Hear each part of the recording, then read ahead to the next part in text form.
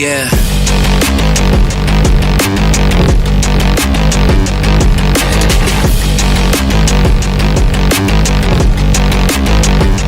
Come on.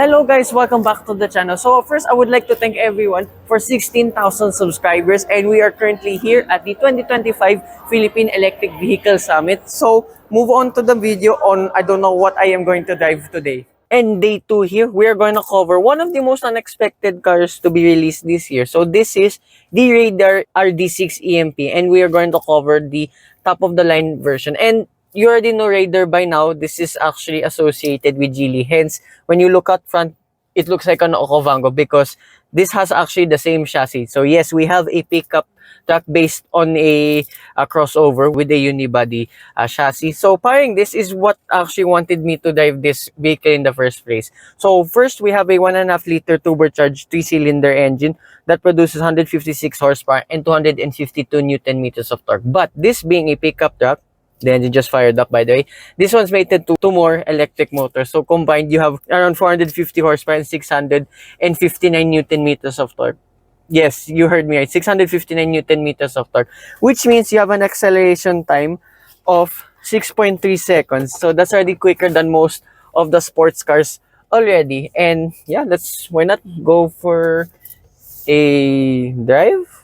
Okay, so we'll start off with comfort mode. And like with every other pickup truck, there are so many driving modes with this. I think we have 8 or so. So that means we can literally go off-road anywhere, anytime, all day. That's how crazy this pickup. With that plenty of driving modes, we have a lot of adjustments too. So we can literally play with the energy recovery setting, and of course, the suspension itself. So we're just currently in comfort mode. Whoops. I'm not used to the dimensions of this vehicle since I have so much experience with the Okavango already. So you have to watch out for the rear because it's kind of long. And to make things even more confusing, just being honest, there's like 6 variants of this RD6 available, no pun intended, with the name. And there's even a long bed version. Yes, there's an extended version of this RD6, which makes this vehicle a little bit crazier. And first impression with the drive, okay, like with that of what this is based on, it's very smooth and a little bit more better on terms of the torque delivery because we have now mated with the electric motor, and this one's mated to a 3-speed direct hybrid transmission rather than a 7-speed wet type dual clutch transmission. So making this, again, keep saying it, it will be a lot more smoother than usual. So for once, I know everyone will go for the standard and comfort mode with the suspension, but let's go with the sport stuff. And energy recovery set in low. So the low is literally almost not doing anything in terms of slowing down, but let's try out the rest later on. And the steering feel of this is like unbelievably light, I have to say. Very similar to on what it is based on. And the design cues like in here in the interior, again, very similar like that of Geely vehicles as such. And then we got the load bed that has a payload capacity of around 800 kilograms, which is actually pretty decent for a unibody pickup truck. And then, yeah, so far so good. I'm not floored this thing yet because it's still kind of traffic. And with the engine combination with the electric motor, again, very seamless. Sometimes I don't know the engine is on or off. It's that good. And right now, so I do not know what to expect. So let's put it to sport mode and then floor it.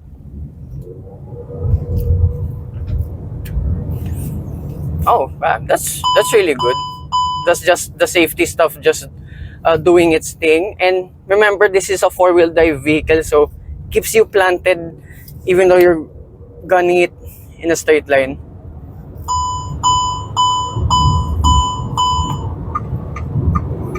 Wow. Okay. So with the figures, yeah, it's your typical Chinese vehicle stuff. It does say 659 Newton meters of torque, but I think it will just depend on the state of charge, the fuel, and how the engine is charging the vehicle, so on and so forth. So that's how I think it puts its power down. But still, it's surprisingly a good amount of torque for a massive vehicle. And overtaking, yeah, it's very, very much easy. So let's try other modes.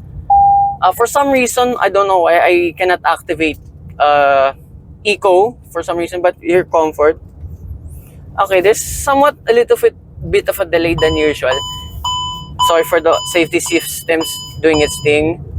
And then body lean, yeah, there is, but it's a good kind of body lean because on what it is based on, like I keep saying, the Okavango, it feels planted for a pickup truck.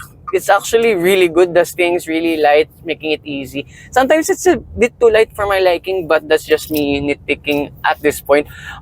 But as a normal daily cruiser, if you're not honing it around that much, it's, yeah, actually it's really, really good. Oh, finally got eco mode. So you have to do it here where you did the steering assist. So sport mode's already really light, even though it says sport mode. There's not much heft, but again, this is a pickup truck, not a sports car, like example, like Coolegio, just being honest. But the rest is, again, very good. So let's start now high now with the energy recovery. So, wait, you have to do it a bit quicker though. And that's what I like to with this Radar RD6. So this being mated to a 3-speed direct hybrid transmission, same as my current layout at this time of filming. It's very seamless and the acceleration is very brisk because you have 3 gears to go through. So once you go at higher speeds, it actually has gears to pick about, which is a good thing once you're accelerating. So the big test I want to do with this RD6, if ever I'll have a chance to have a land out of this, is how this performs off-road, because there's already hybrid pickup trucks available here in the Philippines, one way bigger than this.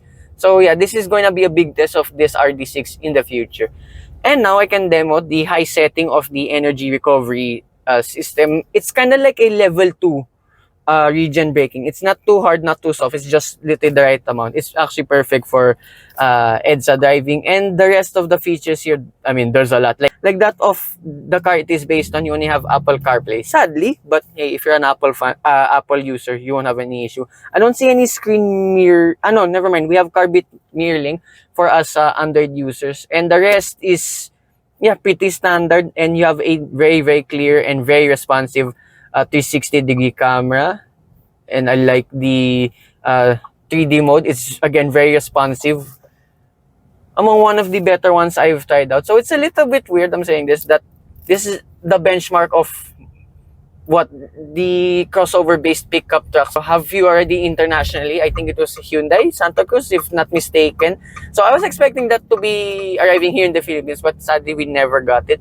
But now, the radar being the basis of all of this in the future, yeah, this is actually a very good start. And speaking of a very good start, being a radar, you have a panoramic sunroof that stretches all the way to the rear seats itself. And the rear seat occupancy, it's, yeah, your usual, like, again, the Okavango, it's based on, you have a lot of knee room and air conditioning vents too at the rear. And now for the cost of all of this first ever PHEV pickup truck based on a crossover. So this top of the line variant, the luxury version, stands at 1,898,000 pesos. So I think this is a good value pickup truck already, because the other one is already above 2 million and it's of course a much bigger car. But if you want something a little bit more forgiving to drive, I think this is literally the pickup truck for you, and you have a payload capacity of 800 kilograms for the load bed. That's already a good start with this Radar RD6.